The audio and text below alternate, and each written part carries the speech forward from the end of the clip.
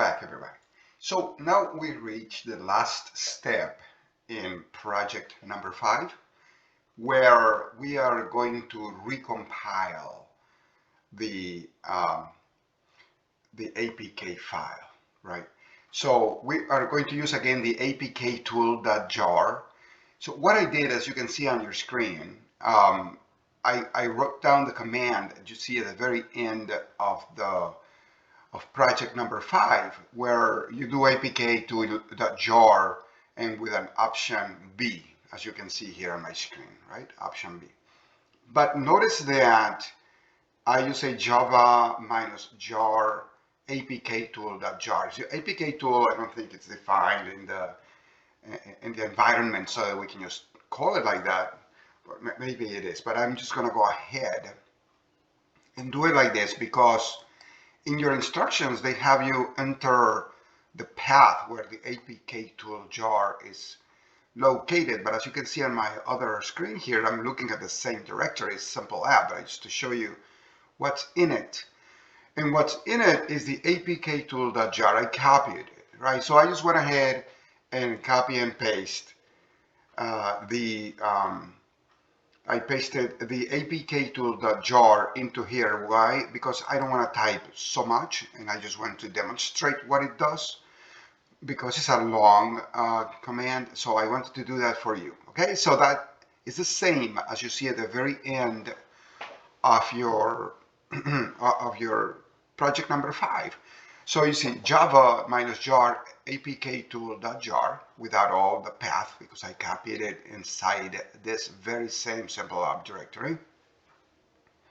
Then option B, then the name of the folder that's going to be used to look up and find everything that you need to create the APK file. Then after that, what I noticed in your instructions is that I believe it's missing, for some reason it got cropped, the destination. And if you don't put a destination, it may go and default to simple app.apk. But when I ran it before, it didn't do that. So for you, I'm just going to notice, I'm just going to give you this part, and I want you to notice that I wrote simple app new just to come up with another name and .apk. So that's the destination of this command. So let's run it. And there it is. It built the APK file. It didn't overwrite it, didn't do anything. It's a brand new APK file. So if I do ls -al, when you say L, it gives you more details. Then you notice that we have a brand new APK a brand new APK file with its date. I'm doing this several hours after the first one. But you can see the date is May 30th. They don't tell you the year because it's this year, 2024, when I'm doing this recording.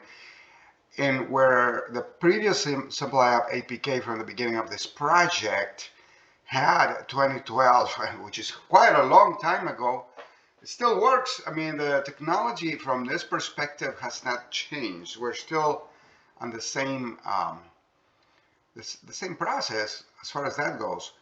So that's it. I created a new APK file. And that's what I wanted to demonstrate for you here. So that's it. That's the end of the project, right? There are other things that you can do beyond the scope of this project, which would be to test it and do other things.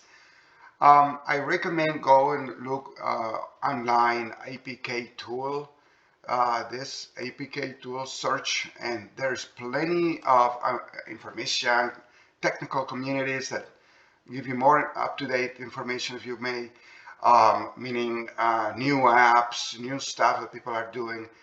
This is the basics, right? This is the basics. The scope of this project is the basics, and you can see how the objective was to first decompile the APK file. What happened then?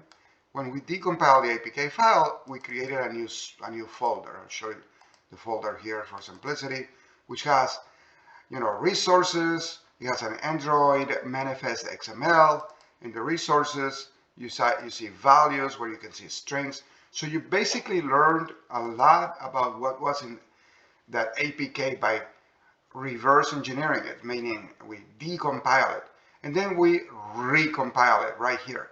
I'm not saying it's ready to run, but it is recompiled nevertheless. It's an APK file.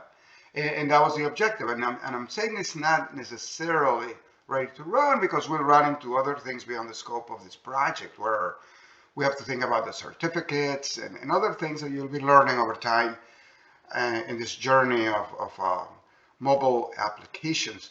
So for now, you learn those things. You decompile simple app, APK file. It formed this simple app folder with all the information regarding APK.